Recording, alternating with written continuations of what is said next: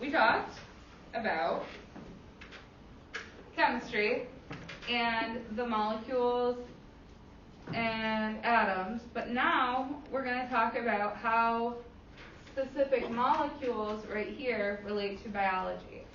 So there are a handful of molecules that are super prevalent in biology that are really common that we see kind of across all forms of life. So the atoms that we talked about in the first half of lecture come together. They can form a lot of different compounds and molecules, right? We touched on that. Carbon, something I also mentioned, is super important for life. It's often considered the building block of biology because it's so present in biological molecules. So in molecules that make up my body, molecules that make up your body, molecules that make up plants, they have a ton of carbon. Carbon is super present. We call these compounds or these molecules that are based in carbon organic compounds. So if you've heard of taking organic chemistry just means the chemistry of carbon. Carbon is so common that essentially we have a whole 2-semester class dedicated to it. The reason why carbon is found so much in life, in biology, in life in general, is essentially because it's the most versatile element on the periodic table. It is able to bond with just about anything. It can make a whole bunch of different shapes, a whole bunch of different forms. It can do a lot of things. It can do a lot more than other elements can. So here are some examples of the different shapes it can make. So, for example, carbon could exist just by itself as just a singular carbon. That would be called methane. It can form like a small molecule of just 2 carbons. It can form a longer molecule and have double or even triple bonds located in between them. It can form shapes like this, like a T shape. It can be branched, unbranched. And it can even form different like circles or rings of different sizes. Not all elements can do this. Carbon can do this, which is what makes carbon, it makes it possible for us to, be this organism, essentially, that has structure and has function. It's all because of carbon and its ability to bond like this. We follow? So, now these organic molecules, all this carbon, isn't just carbon strung together. To be able to participate in chemical reactions, to be able to carry out a lot of the functions of life, they have to have something other than carbon attached to it. And we call these functional groups. So organic molecules or chains of carbon essentially have other elements attached to them to carry out specific functions, and those are called functional groups. So for example, on the board right here is this figure, and it shows a chain of carbon. That's the parent group. That's the organic part of the molecule. But then at the end is an OH group. And this OH group is the functional group. That's what would participate in the chemical reactions. Are you guys okay with me sitting down, or is it more like exciting when I'm standing up? That's fine. So most biological molecules are organic, so they're carbon-based, but generally they have functional groups attached to them. And another thing I kind of want to point out here is that carbon is so common, it's such a common molecule, or it's such a common element in biological molecules, that a lot of times we don't even label carbon when we're drawing out biological molecules. So for example, on the right here, this is an organic molecule. It's estradiol, which is a form of estrogen, and testosterone, which they're both hormones. You can see there's a couple C's labeled here, a couple carbon groups labeled here, but all of this structure is made of carbon. Every single angle, every corner here is a carbon molecule, and we just don't even label them because we know that it's carbon, because it's so common in biological molecules.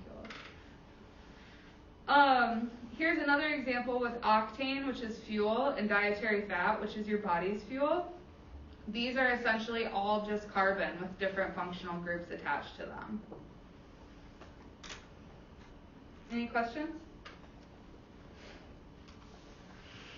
So, there are 4 main classes of biological molecules right here. Lipids, nucleic acids, carbohydrates, and proteins. And later on in the lecture today, what we're going to kind of do is deep dive all of these and kind of look at them individually. But for right now, I want you to recognize that these are macromolecules. And a macromolecule is exactly what it sounds like, a big fat molecule, a giant molecule. To get a macromolecule, you essentially just join together a whole bunch of smaller molecules. Think about like Legos. Like if Legos were the individual molecule, to get a big Lego building, you would join them together and then you would have a big thing, right? These are the 4 classes, and they are giant on a molecular scale, which means they have a lot of atoms. So H2O has how many atoms? 3, 2 H's and an O. Now, a carbohydrate is going to have thousands, essentially. It could have, like, it can just go on forever. So these are giant macromolecules. They have lots of atoms. So, obviously the idea of, like, looking at a molecule that has, like, thousands and thousands of atoms and understanding how it works is super daunting and kind of terrifying. So we don't do that. What we do instead is look at the pieces that make them up. So what are the individual components of this macromolecule? Because that's what actually gives it function. Because macromolecules are generally polymers. So polymers are a large molecule made up of smaller molecules. Small molecules are called monomers, large molecules are polymers. So this right here shows you an example of that. A monomer is a molecule, so you can see this is the pattern, right? It has 2 of these atoms and then 1 of this atom. It just repeats. They're just attached to each other and repeats over time. So this is a polymer because it contains multiple monomers. And now if this went on for thousands and thousands and thousands of atoms, right? If this just went on, it would be a macromolecule. You follow that? So you can kind of think about it as being a train. So a polymer is like a train, and the monomers are the individual box cars that make up the train.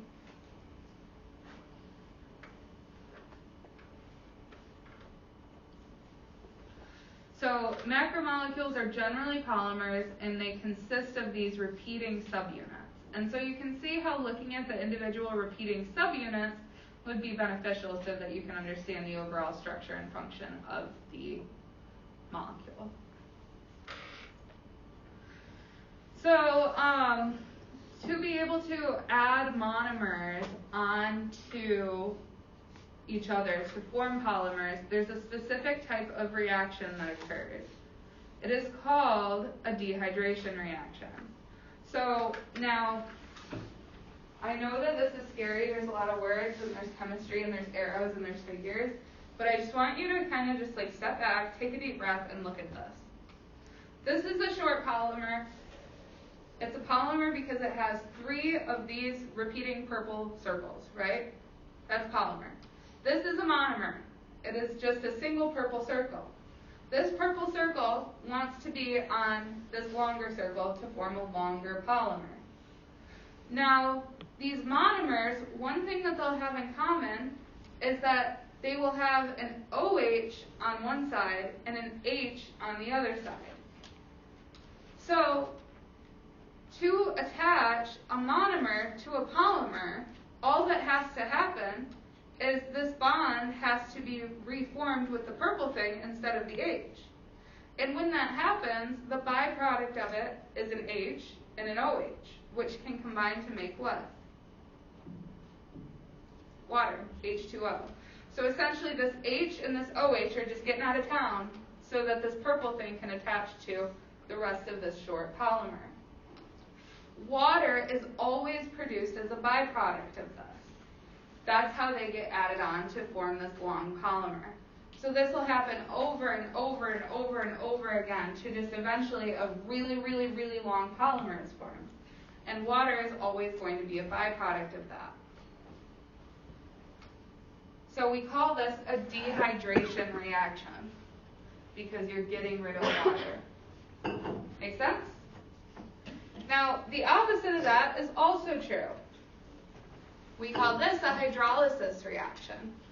So for a hydrolysis reaction, you're breaking down a polymer. This might be necessary if your body needs a carbohydrate to give it fuel, right? There are many reasons why you'd want to break down a polymer. And to do this, you add H2O so that you can reform these bonds. You can add the OH back on and you can add the H back on so they can be stable by themselves. So polymers are formed by dehydration reactions, and they're broken down by hydrolysis reactions. Dehydration has water as a byproduct. Hydrolysis uses water. How are we doing? Okay. Any questions? All right.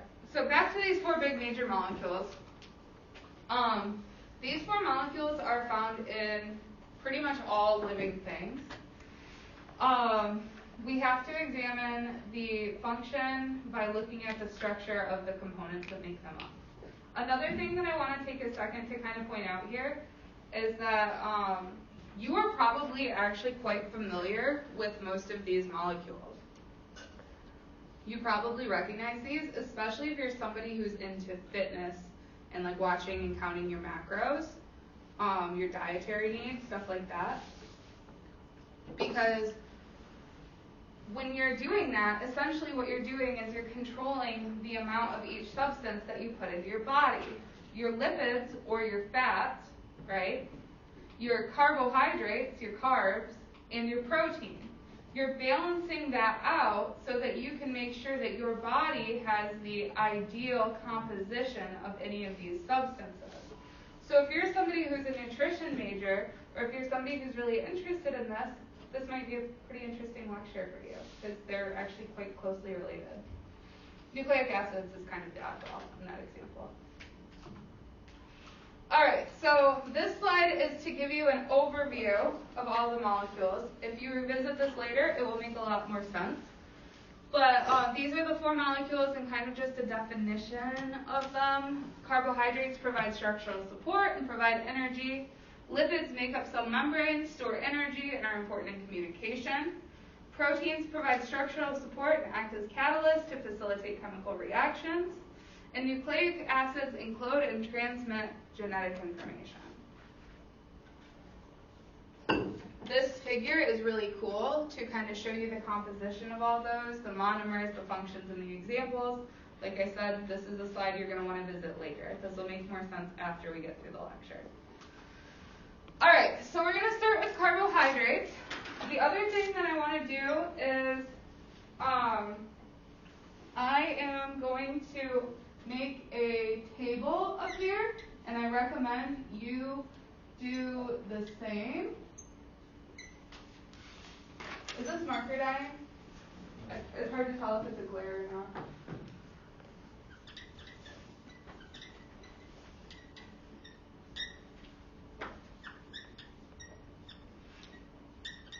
Are you sure? Yeah.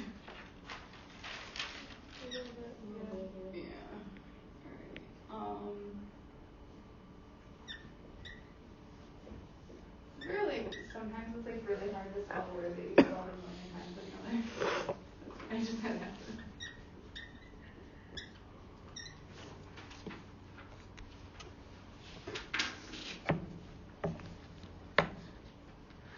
Oh yeah, that's Chris. What's that?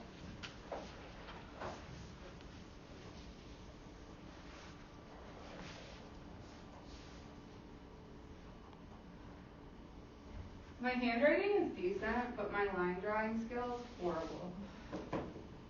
This makes look at that. Like that is curvy. I try. All right. So as we go through each macromolecule, I want to kind of fill out this chart to kind of keep all the information concise for you guys as a study guide. So carbohydrates are a class of molecules that include sugars and polymers of sugars. Do you guys have a question? Oh, okay. When we're done with class, you can come up here and take a picture of it too, if that's easier for you, or if you don't have paper. So carbohydrates include sugars and polymers of sugars. What is a polymer? It's a chain, right? A long chain. So it includes sugars and sugar chains, essentially. The function of carbohydrates is to store energy and provide cellular building material. Generally, the cellular building material is going to be in plants.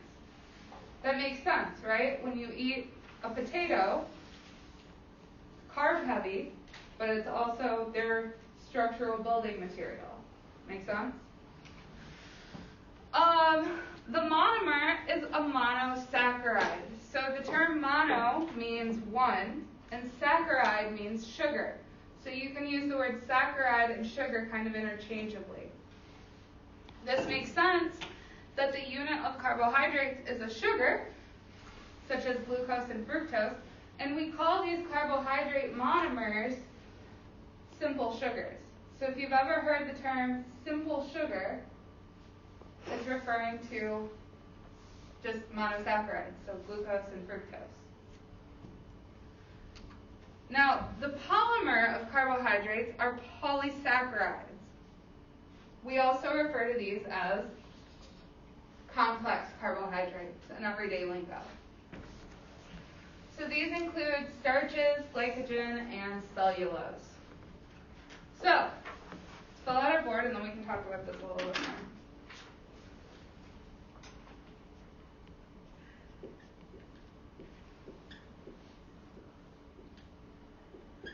So, macromolecules of carbohydrate. The monomer is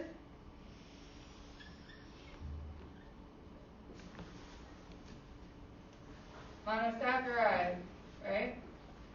Polymer.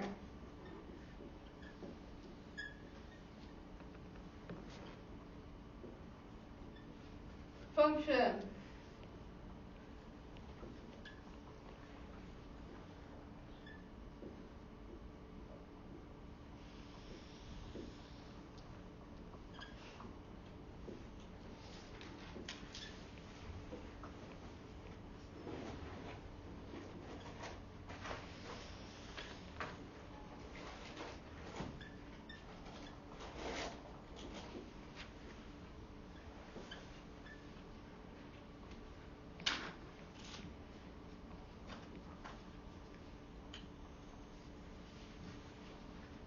All right.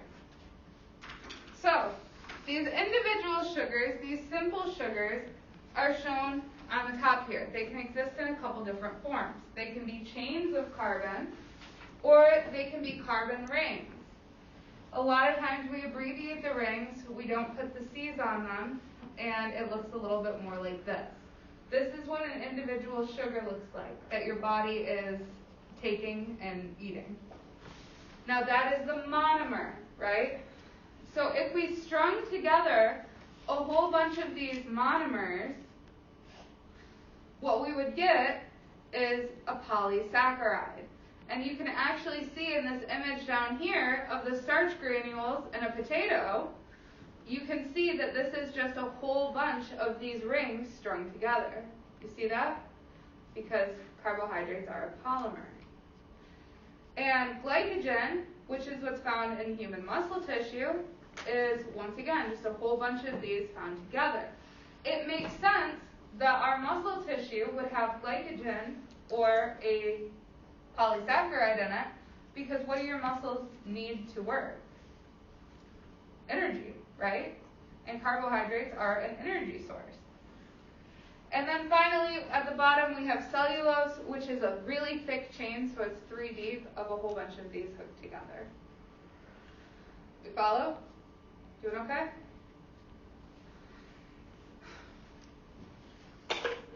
All right, next up, lipids. So lipids are identified as being a class of hydrophobic, which means water-fearing. Hydro, water, phobic, phobia, fear. Lipids are a hydrophobic class of molecules. That is the defining factor of lipids, that they are hydrophobic. This includes fats, which is what we generally think of when we think of lipids, but it also includes things like steroids. So lipids is a bit more inclusive of a term than you may have previously known. When a compound, when a molecule is hydrophobic, essentially what that means is that it doesn't mix well with water. And you can see that example here with oil and vinegar. The oil separated is on top of the vinegar. It doesn't want to mix up with it.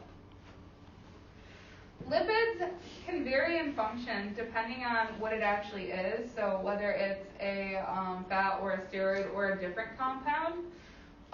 Fats are generally used for energy storage, and steroids are used for cell communication, cellular components. It varies by the type.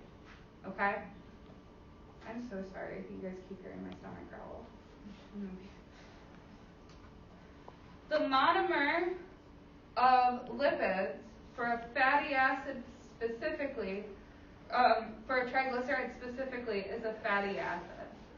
Now, triglycerides are the only real polymer of lipids. So essentially when we fill this out for this one, all right, lipids,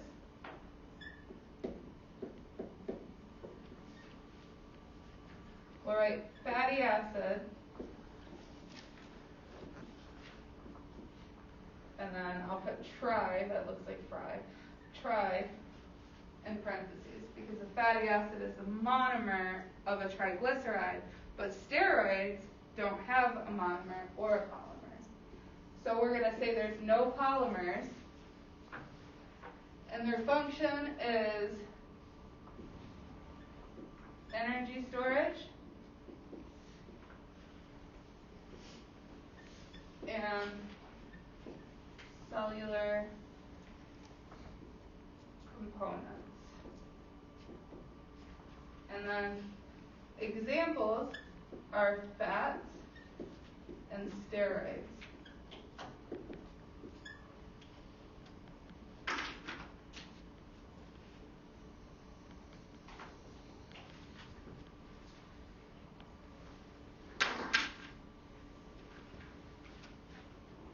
So you guys will understand why the polymers don't really exist, because we're going to talk about fats and steroids individually on the next couple slides. So first we're going to start off with fats. So this monomer that I talked about here, this fatty acid that's found in triglycerides, is what you see up top here. That is a singular fatty acid, a long chain of carbon, right? Now, these fatty acids, if you get 3 of them together attached to a glycerol, that's what we call a triglyceride. So a fatty acid is a long molecule of carbon, and it stores a ton of energy. This is a really, really efficient way for your body to hold a whole bunch of energy that it might need later. A typical fat molecule is going to be a triglyceride, and that's going to consist of this glycerol right here with 3 fatty acids attached to it. So the fatty acid is the monomer of this, but it doesn't get bigger generally than a triglyceride. So that's kind of the polymer, but only for this, so we'll just say there's no polymers for lipids. You guys follow that logic there? So for triglycerides, you can see on this one example on the bottom that the chain can either be straight or it can be bent. And where this bend occurs, there's a double bond there. This double bond causes a bending in this chain of carbons, right? So this bending here is what you probably know of as saturated versus unsaturated fats. So a saturated fat contains no double bonds. Essentially what this means, the reason why it's called saturated, is because it contains the maximum amount of hydrogens possible. Because to be able to have a double bond, you have to get rid of a couple hydrogens to be able to fit that extra bond in there. So a saturated fat has no double bonds. It contains the maximum amount of hydrogens. What that means is that it's going to generally form a pretty straight line. On this one, these ones have no double bonds, saturated fats. Unsaturated fats contain double bonds. So they essentially contain, they have something that makes the line not straight anymore. Trans fats, which you guys might be familiar with as being really, really bad for you, contain a double bond, but the double bond is flipped. Not good. We don't want this. This is really bad. It messes with the orientation and makes it hard for your body to use. So essentially, saturated is going to look like that. Unsaturated is going to look like that, and it can contain more, right? Double bonds are going to cause these angles. And then trans fat will, instead of, it's actually a hydrogen orientation, so I'm kind of trying to figure out how to do this.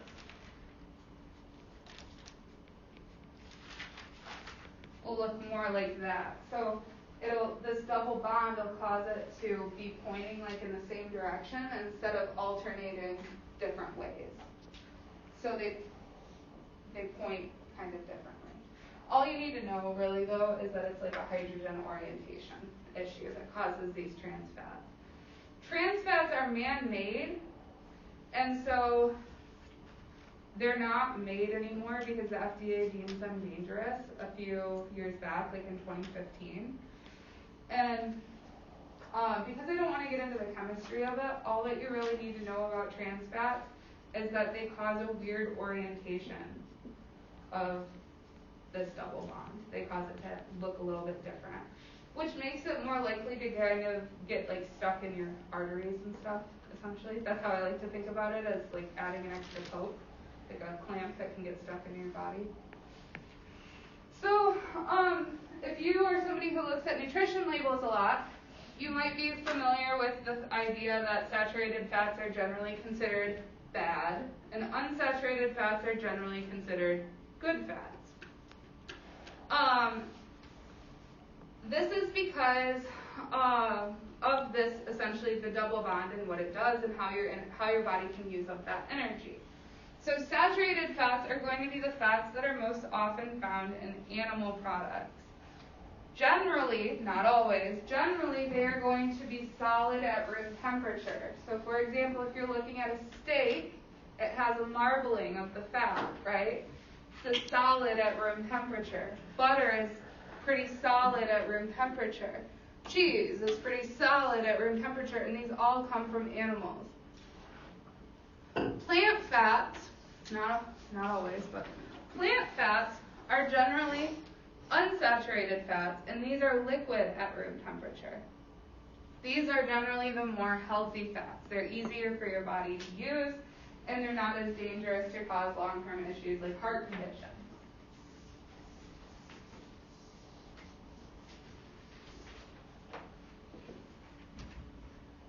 Any questions about fats?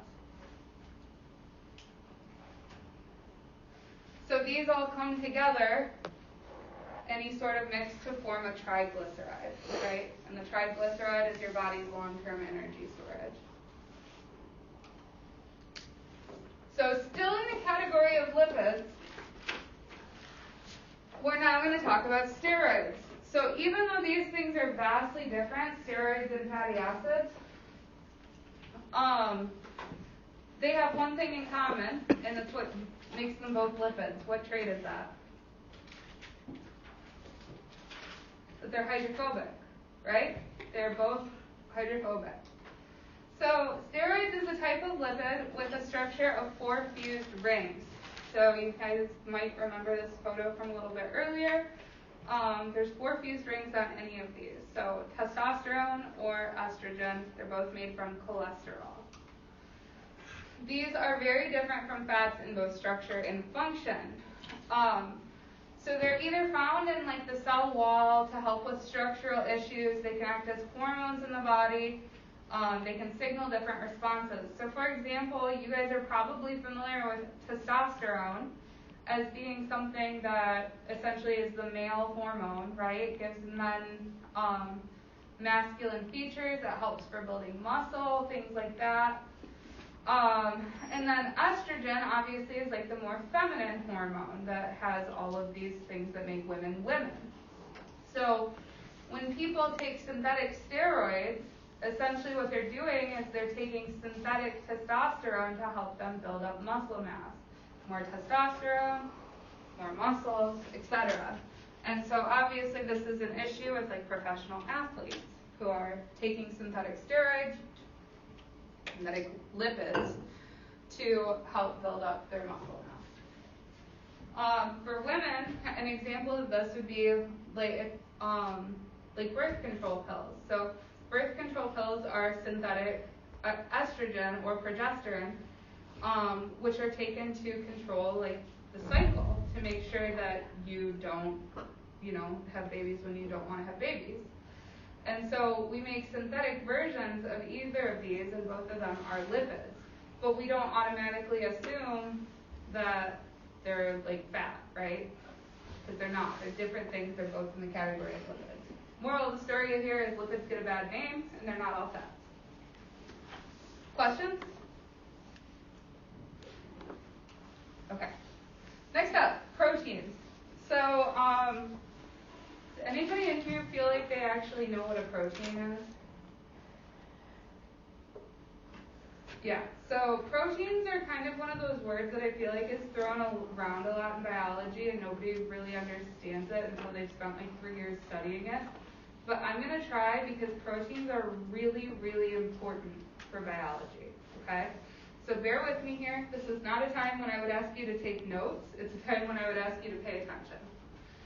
So your body has to do work, right? Everything needs to work. To be able to digest the coffee, to be able to break down the caffeine and make your brain think happy thoughts, something needs to happen to take that coffee, take that caffeine molecule, and make your brain say, yes, I'm now caffeinated and I'm happy, right?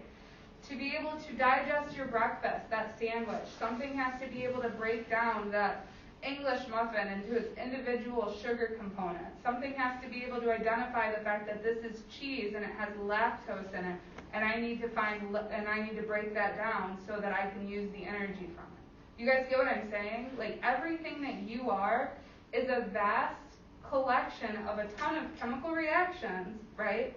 But it's also a ton of processes happening all at the same time that you don't even think about. Just looking over a certain direction is a certain process. Just tapping your foot, contracting your muscles. All of this is a series of things that are occurring at a biological level that we don't even think about. To be able to make that happen, there has to be a puppet master there at a cellular level, right? Something has to pull the strings and tell these reactions to occur and tell things to take place. That's what proteins do. So proteins are what I would call the worker bees of the cell. If you think about a beehive, they have these worker bees that do the day-to-day tasks, right? And they just go out about their business and they happily work their lives away. And they're assigned specific roles, right? They have a specific job in the beehive. That's how proteins work. So every single thing that your body does has a specific protein assigned to that job to carry out that function. And this is like it's kind of hard to conceptualize the idea of having so many proteins that carry out so many mundane tasks, but that's what proteins are. And they carry out all the work within the cell. Does that make sense? Mm-hmm. Okay. So, that being said, proteins can have a ton of functions. Very, very wide array of functions. So, they can vary from structural support to storage, transport, communication, movement, or just trivial things. So this figure right here kind of shows you proteins are what give me hair, give you hair. That's all proteins. They form ligaments. They form your fingernails. They form horns. That's all protein. Seeds and eggs, you guys know, probably, if you eat them regularly, they have a really high protein content.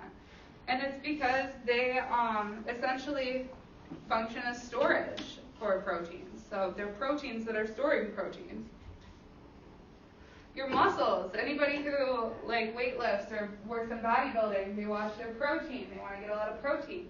Because your muscles are mainly protein, and that's what enables them to contract and do the things that you do every day. To be able to actually do that is a function of proteins working together.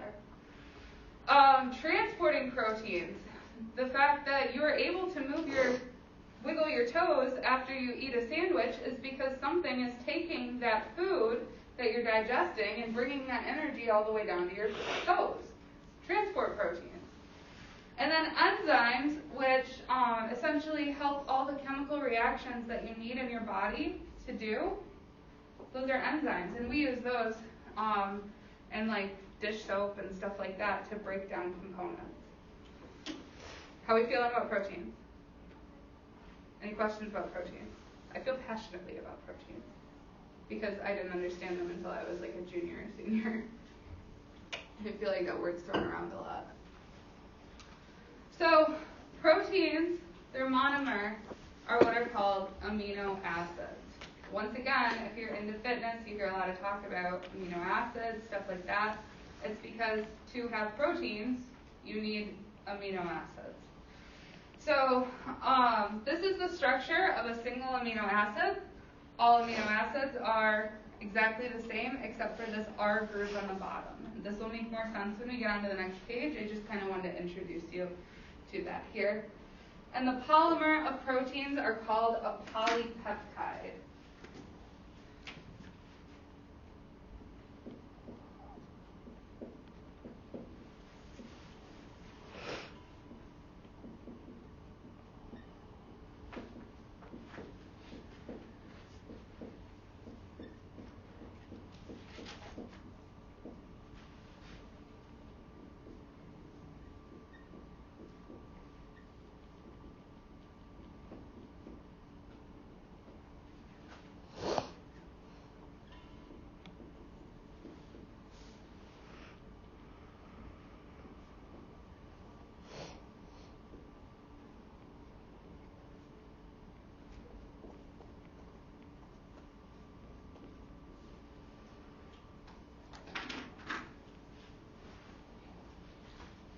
You can use whatever example you want to for proteins. There's so many. There's so many proteins that you guys are probably even familiar with that you don't know.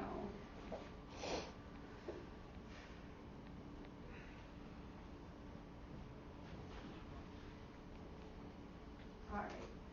So amino acids. I showed you guys that image of the R group and the structure of an amino acid. There are 20 different amino acids in total. Now, these 20 different amino acids essentially function as the alphabet for proteins. So they are different collections, different orders of amino acids can form different proteins. There are 20 of them. So if you look at this image that I provided here, you don't need to know these 20 amino acids. I'm not asking you to know them. But what I want you to see is that the top, half of these are all exactly the same. Essentially, the only thing that's different are the tails, right? This is a little bit different, but the top half is the same throughout. Just the tail that's at the bottom. Now, because these tails are a little bit different between each of the amino acids, because these tails are a little bit different, that can give these amino acids different properties. So these different properties can vary from, electrically charged side chains to polar uncharged side chains, hydrophobic side chains, and side chain just means tail, essentially. So different amino acids have different properties, and it's a result of the shape of the amino acid chain. So the difference in order and in number of the amino acid is what makes up every single protein in your body. So every protein is essentially a function of having exactly the right amino acid in the right place to cause the right thing to occur.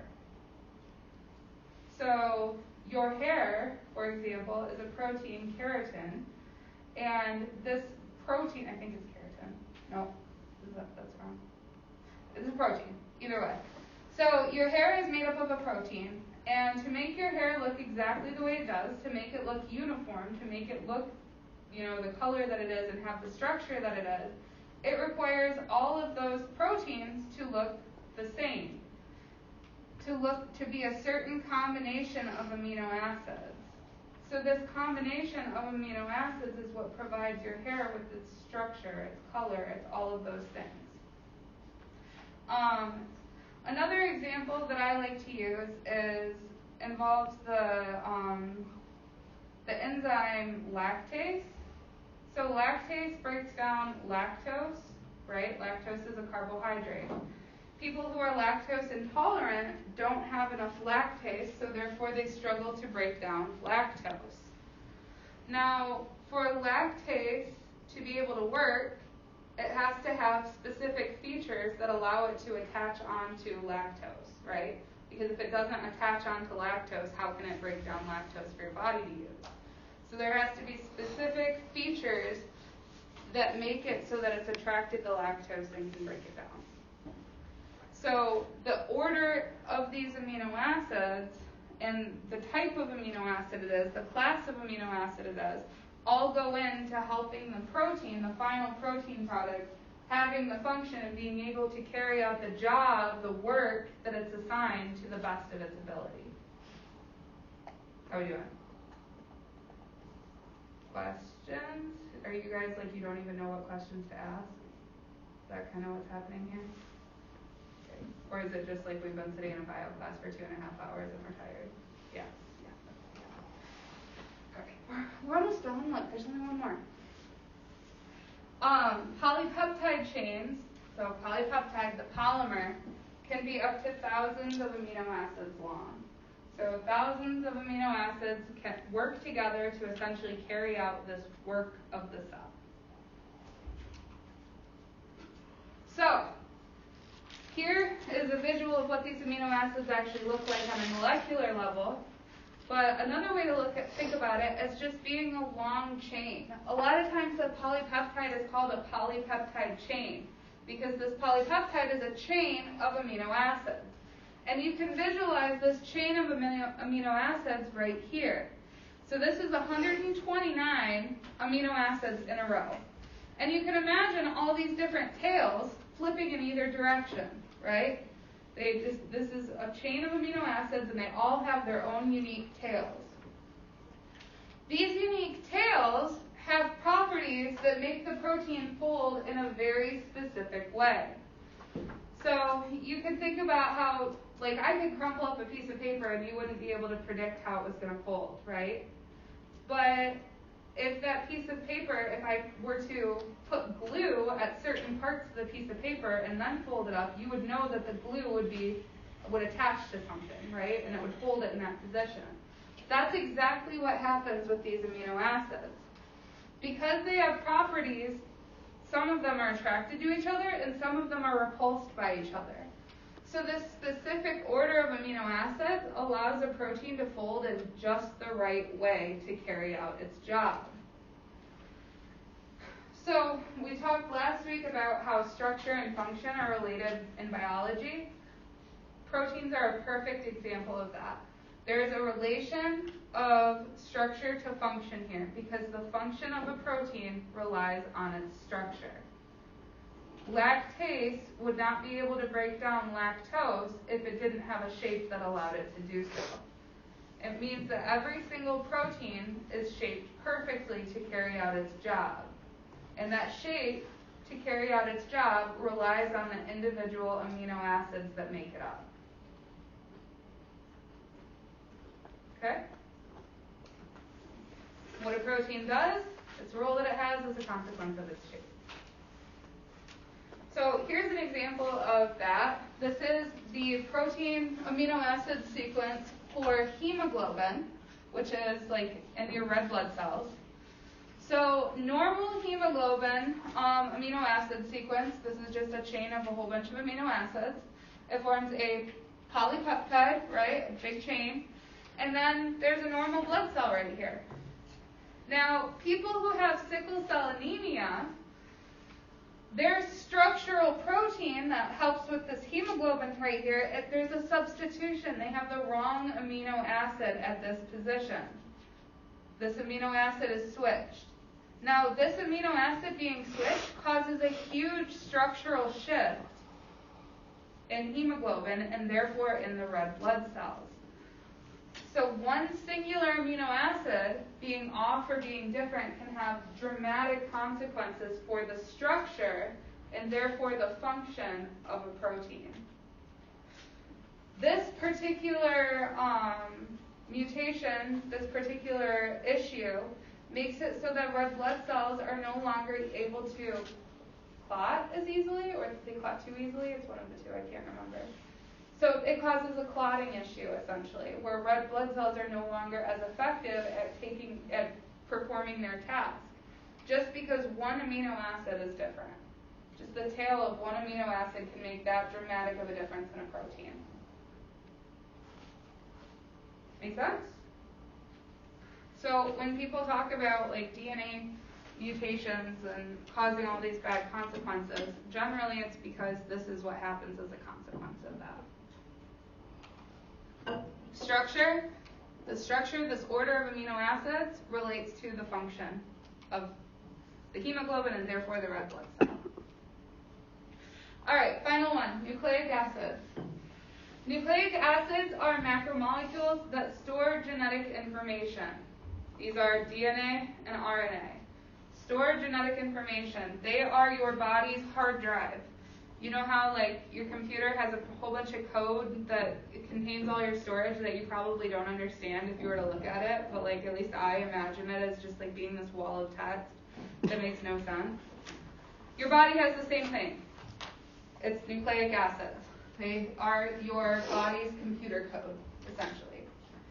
Their function is to store all the information about your body, but most importantly, it stores the information to build proteins, to make sure that proteins get built the proper way, or to make sure that proteins get built this way, because people that have this mutation, there's actually an advantage to it too, that we'll talk about later, not today.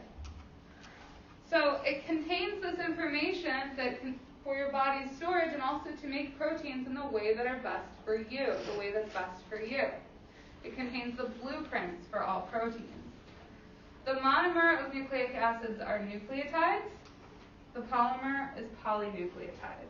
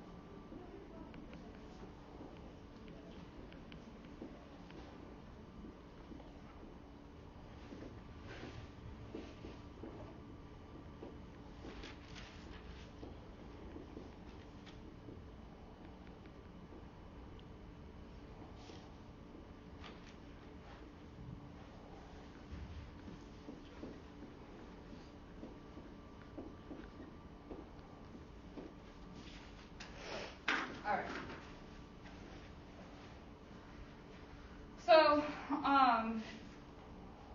the two big nucleic acids are DNA, deoxynucleic acid.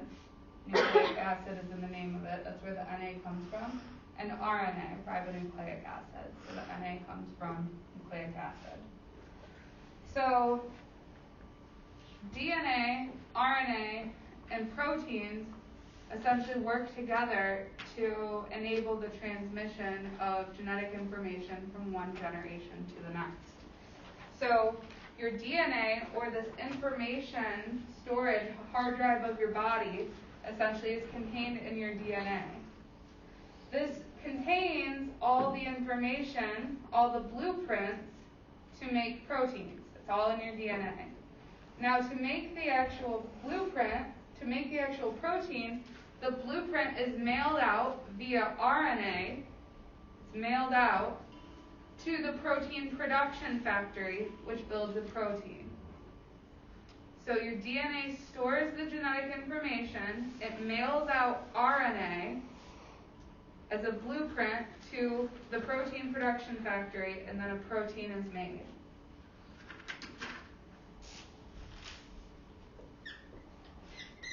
Why do I keep grabbing the squeaky board?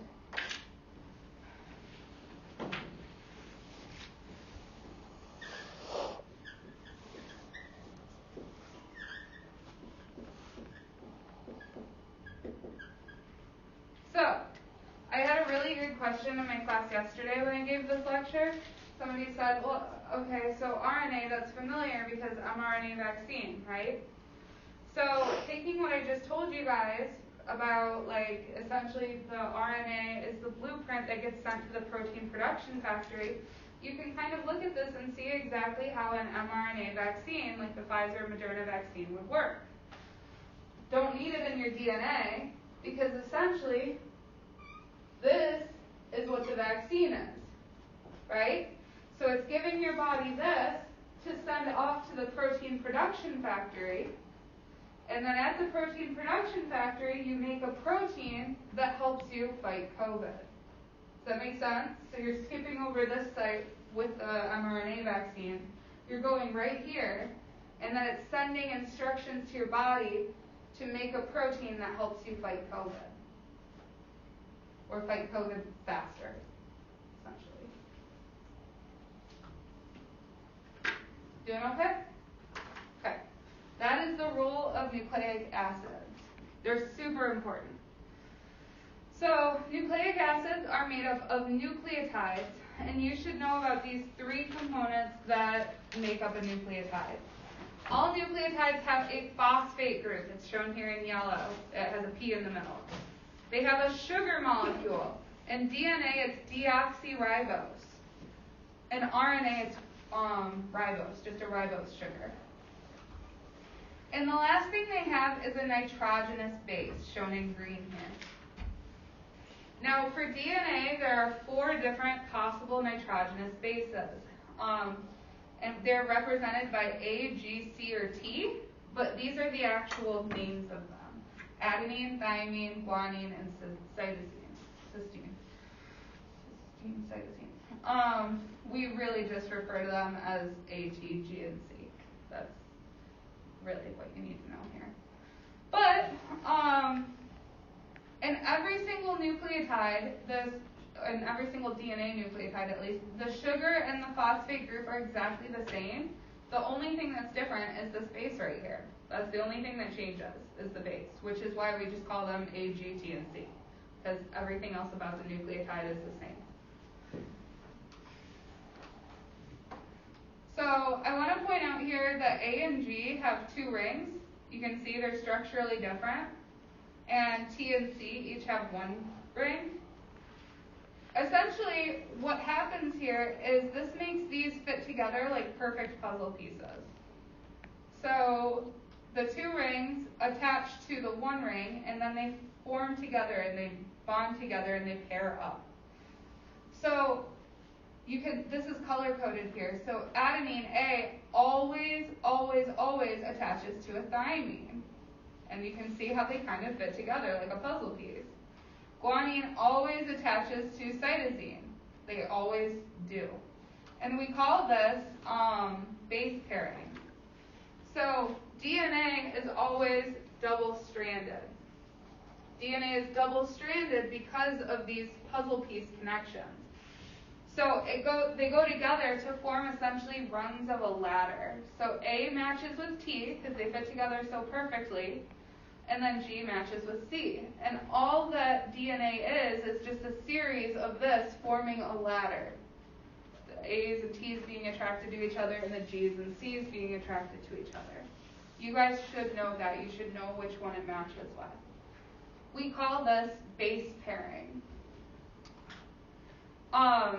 Now, you remember that I showed you on the previous page that the phosphate group and the sugar group are the same for every single DNA nucleotide. It's just the letter here that's different. It's just the nitrogenous base that's different. So what happens is when these nitrogenous bases are attracted to each other, that sugar and that phosphate group are kind of left behind as a tail, right? And that forms with what we call the sugar phosphate backbone of DNA. And it actually works really well because, like I said, DNA is storage, right? It's holding all this information storage. And so these A's and T's and G's and C's are protected by this sugar phosphate backbone that's behind them. Now, in practice, DNA wraps itself around in a double helix form. So these nucleotides match with each other, and then the sugar phosphate backbone exists on the outside, and this leaves the inside even more protected.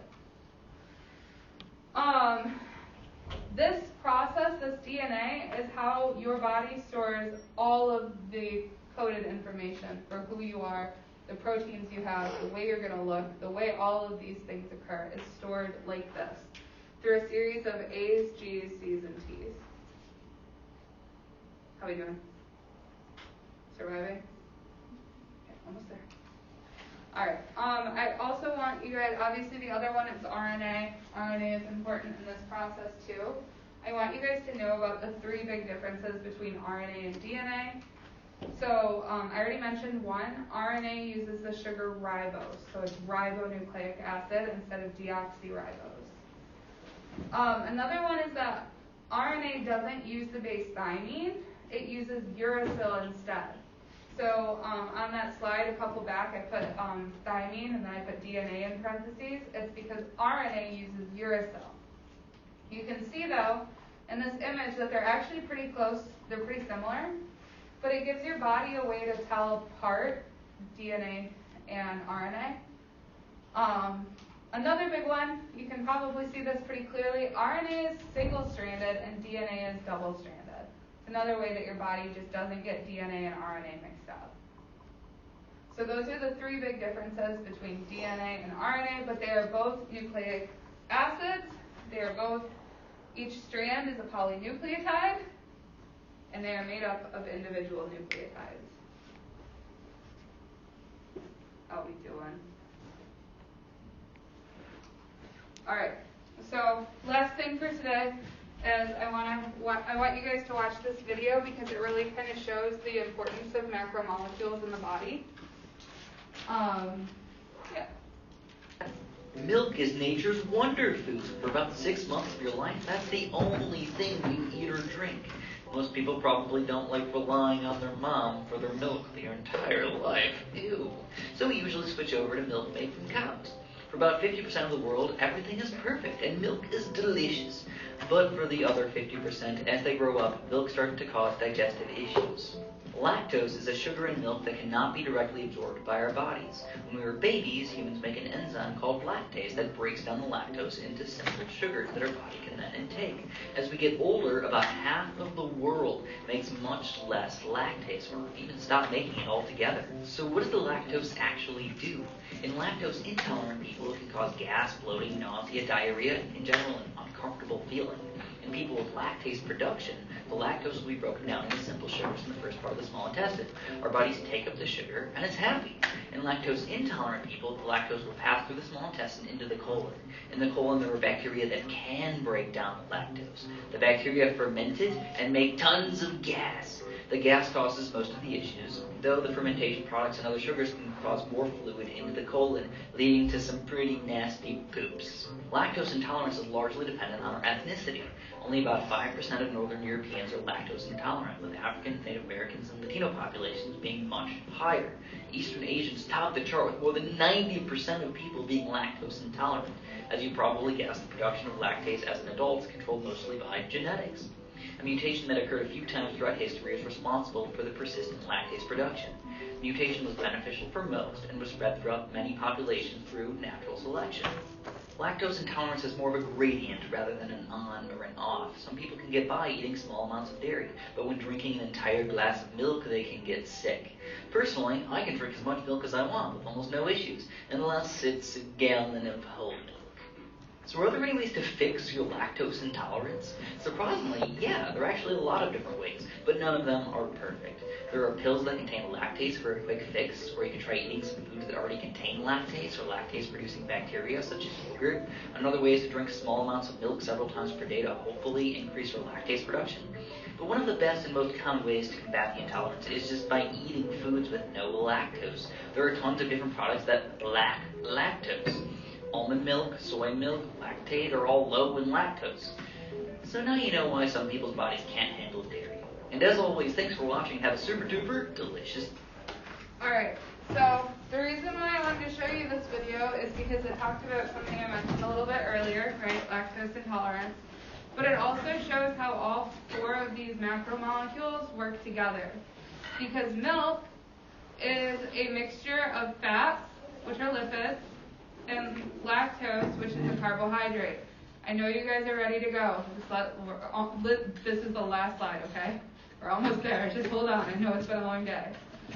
To be able to digest lactose, to be able to digest this specific molecule, you need a singular protein, right? So we now have carbohydrates, lipids, and proteins. Because proteins are coded for by DNA, DNA leads to proteins.